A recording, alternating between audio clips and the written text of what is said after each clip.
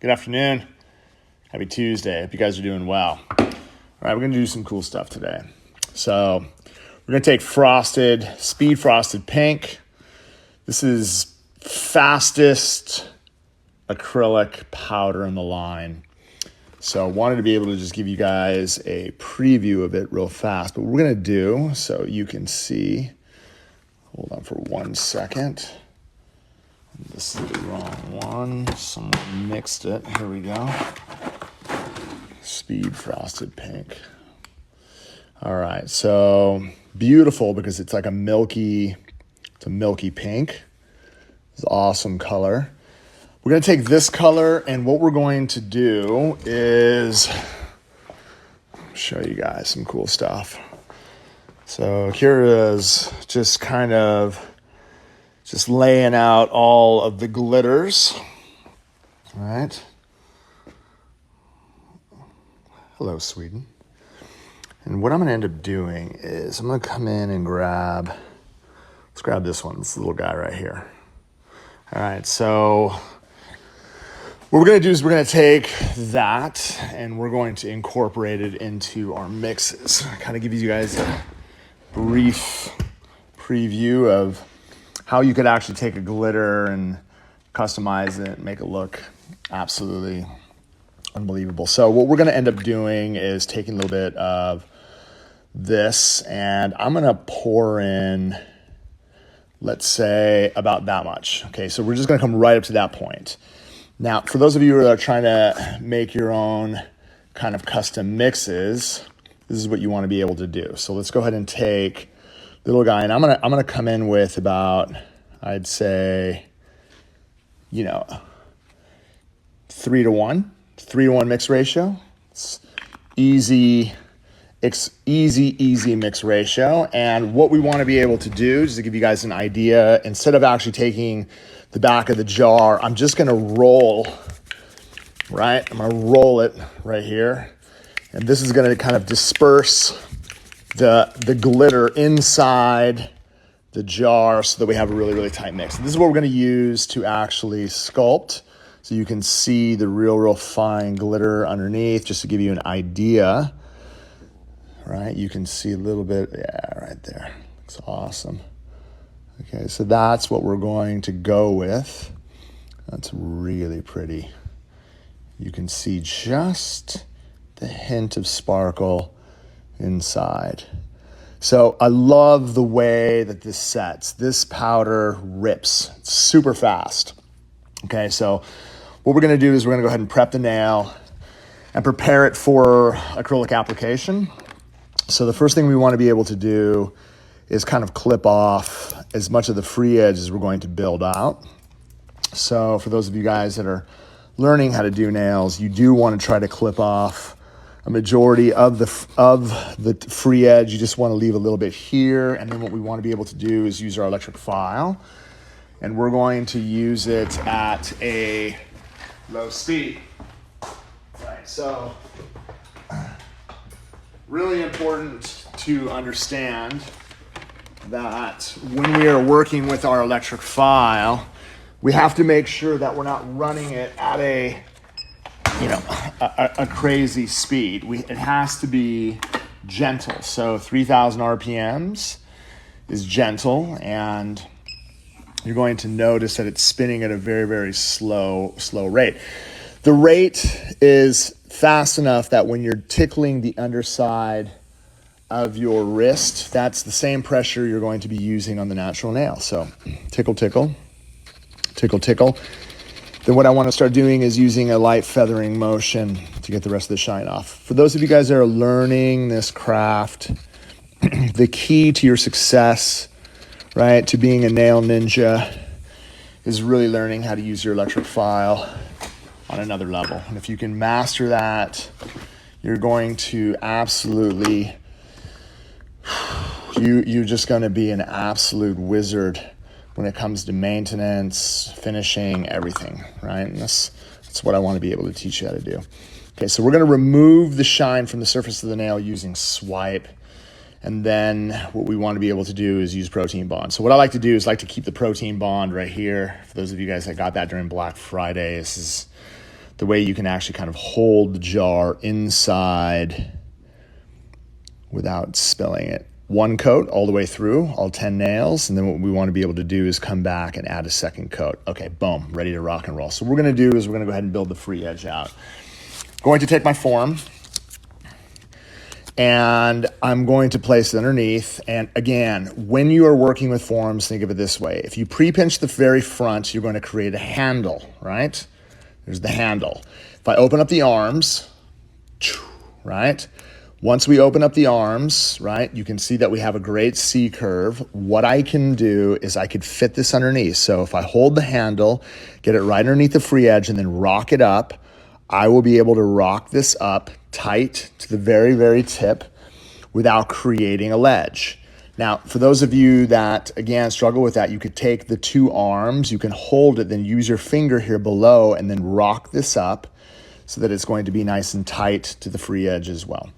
So let's go ahead and take that mix. Now, for those of you guys that follow the content on a regular basis, you know that when I'm actually building the free edge, what I like to do is I like to drain the excess from the bead before we go on to the form. So I'm going to submerge my brush.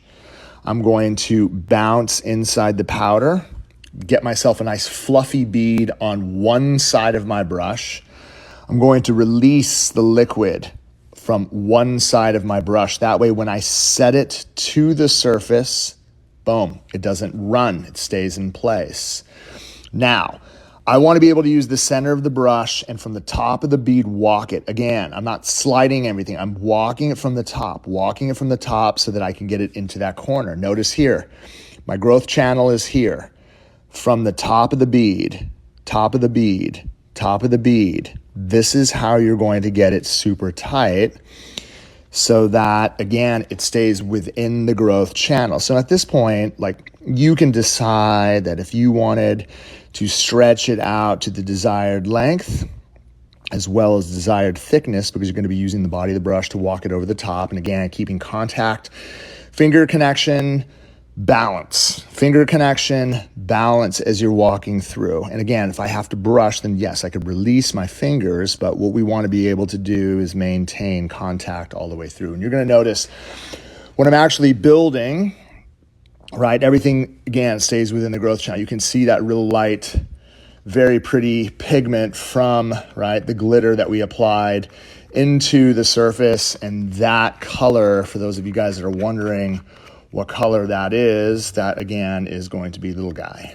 Okay, now we need a consistency that's going to self-level, right? And so what I mean by self-level, it's going to roll, right? Roll towards the cuticle area, roll towards the sidewalls in the least amount of effort. So again, I have a big divot inside of my powder. I want to be able to tap that out, make it flat. I'm going to submerge my brush. I'm going to tap that.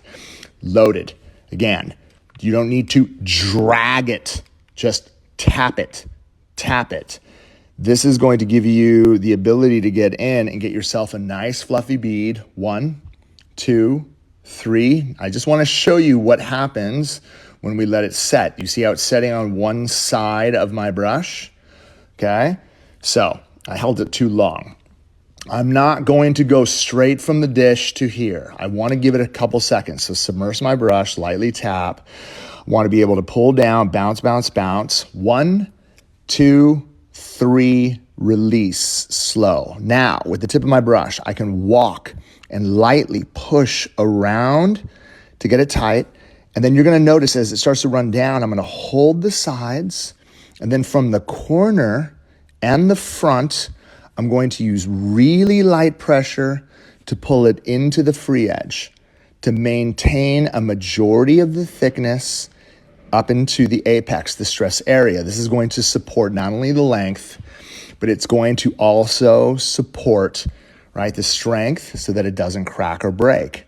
Now you're going to notice that when you're looking at the side profile, right, if some of the bulk had moved towards the tip, and again, I'm taking my brush, I'm just kind of cleansing it to get the excess off, but you're going to notice if I had to kind of push back and force some of that thickness towards the center of the nail, The advantage that I have is that everything rolled towards the cuticle area and made it super tight so that when I actually pull through, even at this point right here, you're going to notice that everything is starting to dry. So I'm creating that beautiful shape. Everything is rolling towards the back of the cuticle area. I'm creating as tight of a perimeter as I can without creating a ledge. You want to be able to shape the apex with the thickest point naturally as it runs from this point to this point.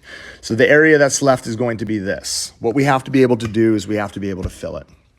Okay, so again, don't leave that divot. Get yourself something flat, get your brush, come in, and again, get yourself a nice bead. Now at this point, if you decide that you wanted to take off the excess and in between, you can see in between the space, I can feather back and then use the body of the brush, and all I'm going to do is walk it from side to side. I'm not pulling anything, just walking everything forward, right? Walking everything forward, really using the body of the brush to get it into the proper positioning so that I have room to file, okay?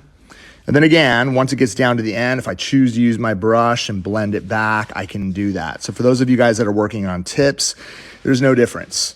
It's going to be the exact same thing because what you're doing is you're overlaying over an extension that you glued onto the surface of the natural nail. I'm trying to create a little bit of thickness. I'm trying to fill that negative space. That way when I go in and file it, I have room, right? I can sit here and just mess with this until it's absolutely done, dry, and ready to rock and roll. This is Young Nails. Brush is Young Nails. This is my signature series brush. Okay, so let's just assume you've mastered all that. Let's assume that you're like, dude, I don't need to build a free edge. I want to focus on speed sculpting. What do I do, Greg? Well, let me show you. So you're going to be able to take, you're going to be able to take this. I'm going to be able to place it. And I'm not going to do the prep. I just want to be able to show you the technique so that you understand what to do. Right, so as that is drying, again, your handle, open this up. And if you choose to come underneath, right, so for those of you guys that are practicing, you can get underneath and use your finger just to lightly get it straight. So this is just a great drill, especially for those of you that are learning how to sculpt. All right, let's say those of you guys out here are learning how to speed sculpt and you're like, I need to learn how to just pick up one bead and then rock it down towards the free edge in the least amount of effort. Well, what you want to do is you need to make sure that you're going to be able to get something large enough, right? And I'm not trying to create the same structure as I did here. I'm trying to create a shell that's going to lay down tight to the cuticle area, tight to the side walls, and build out onto the free edge.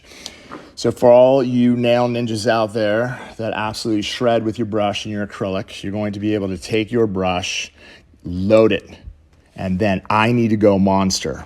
Bounce, bounce, bounce, bounce, bounce, bounce, bounce. Get myself something absolutely burly. And then what I'm going to do at this point, I'm going to release and trust the flow, right? So what I want to be able to do is I need it to roll down past the form. Now you're going to notice how everything is rolling nice and tight at the sidewalls as well. As soon as it gets past this point, right, I don't have to worry about here.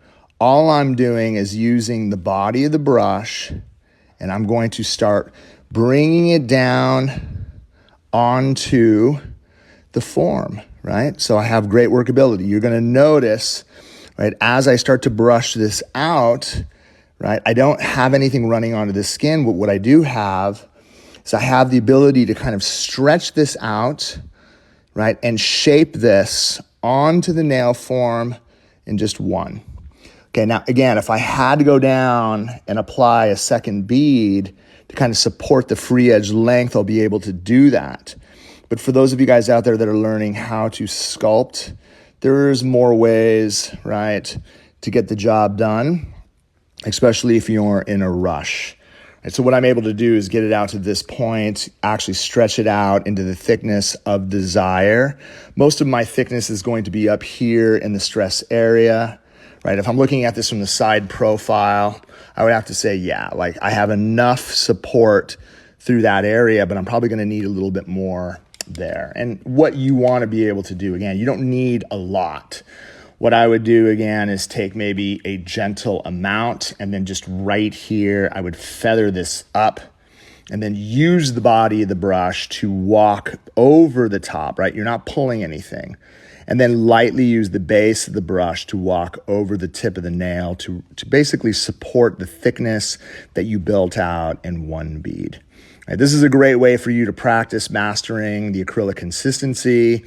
This is a great way for you to practice if you're trying to do overlays on a regular basis, because in the end, what you're trying to do is just create structure, right? So that it sets you up for the perfect, basically, nail to file into perfection. Okay, so once this is built out, we're going to let this dry. Now this, again, this is done, this is set. I know that this, there's no more flexibility. That's rock hard. This is gonna take time. And depending on the designs you do, like, because I built this out the way it is, I know this free edge is still malleable. And what I mean by that is if I decided that I wanted to take some type of an implement or a tool and do some impressions, or take I would say some type of tooling or netting to push inside, there's all different types of effects that you could use to go inside and create some real wicked designs. I'll give you an example, right? I mean, this is still drying,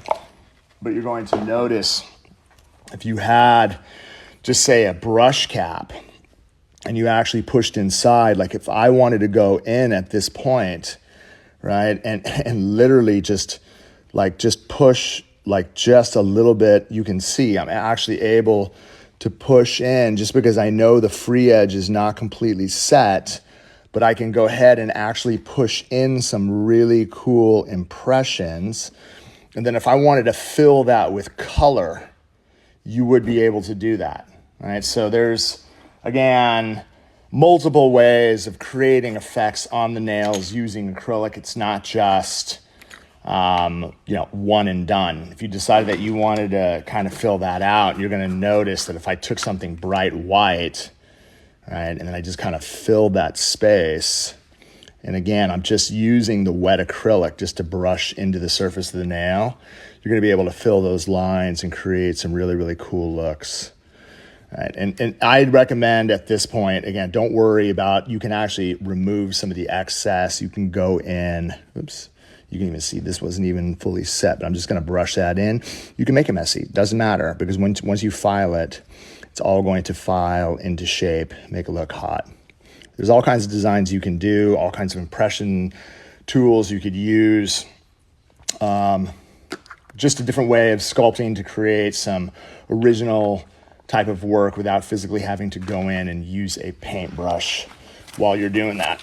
All right, so let's go ahead. All right, again, notice my brush. Just want to be able to show you guys, for those of you guys that are starting as well. Once you're done, you have to remember that the brush could be jammed with acrylic. So I need to make sure that I'm taking this out and I'm really kind of cleaning it, right? If you have jammed up acrylic inside, the only way to get that jammed up acrylic, especially if it's hard, take a little bit of solvent. This is some polish remover, acetone polish remover onto the next.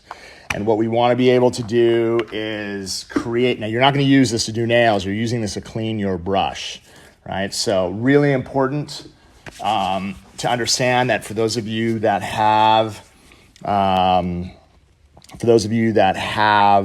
a brush that is clogged, create this mix. For those of you guys that are just completed doing your nails, you want to be able to keep your brush tight. Use this to fully clean your brush to keep it supple and soft, okay? So we also need to be able to put all our stuff away before we get into filing. And let's go ahead and get into finishing and file out this nail so that you guys can see what it looks like.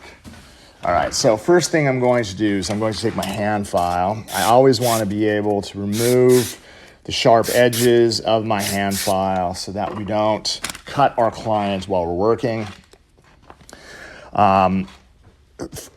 since we're going to be filing, right, a coffin-shaped nail, I'm going to keep contact on the side, right, straight contact on the side, and that way you're going to be able to see like a really, really straight ledge that builds up, and then I can square off my free edge. One of the keys to your success when you're actually filing your lower arches is to turn the hand to the side. So if the lower arch is hanging below the growth channel, you want to be able to line your file at that point. Do not make, right, this is starting to set. Don't make the mistake of just going and hacking into your side like this. If you decide to do that, you're going to end up putting a ledge right here on the side. Right? We don't want to build nails where, like, if that's your nail, right? We don't want you to build a notch right here. And that happens if you don't know how to file your sidewalls well. In order to get your sidewalls, your lower arches tight, you have to be able to turn the client's hand to the side, line it up at the lowest point, start from the lowest point, and file up until your hand file basically reaches that corner. And that way you're going to have a perfect extension from the end of the growth channel all the way out to that point. So the same thing on the opposite side. You can see all of it's hanging. I want to line it up parallel to the finger on the bottom. Keep contact all the way through. And that way you're going to be able to file it so that it's dead straight, right? So your free edge, it could be dead square or tapered, either way. Once the sides are shaped, what we're going to end up doing is taking our safety bit. I need a little bit of length, right? So for those of you guys that are filing into shape, I want to be able to show you that we are going to be working, it's hard to tell, but like I'm going to get this to about 11,000 RPMs.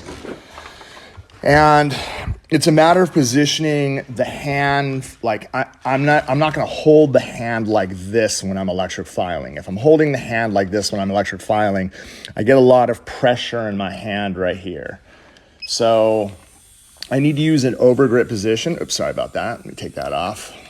I wasn't paying attention because we're going to file this. Okay, but you can already see that I already have that, right? So what we want to be able to do is look down the side profile, and then so you can see, right, the upper arch. So I don't need that much work. Just barely touch here, then right here on top, and then really start refining towards the front end to really create beautiful structure from side to side. And then if I'm looking down the barrel of the nail, since I have a lot of thickness, right, I want to try to get an even C curve, right? So you can even see if I just lightly touch underneath, you can see that straight wall. What I want to be able to do is work in one direction towards myself, one direction towards myself, so that we're able to build a beautiful even C curve from side to side, right? And then again, once the volume is taken down, then what we want to be able to do is use again, when you're going around the cuticle area, don't go like this. If you go side to side, then this is what ends up happening, right? You don't want to be working on your client. You're like, whoop, right? You don't want to be able to slip. If you're using an overgrip position, prevents the client from looking up at your finger. You're going to be able to balance your pinky here, and you're going to be able to work around reducing volume, right? So you set yourself up for a great hand filing session. Okay, so once we're done doing that, I'm going to come through, file out the rest, and then set it ourselves up so that we do hand filing. So once the bulk is removed, then what we want to be able to do is use our hand file. This is where I'm going to come in and do a little bit of detailing.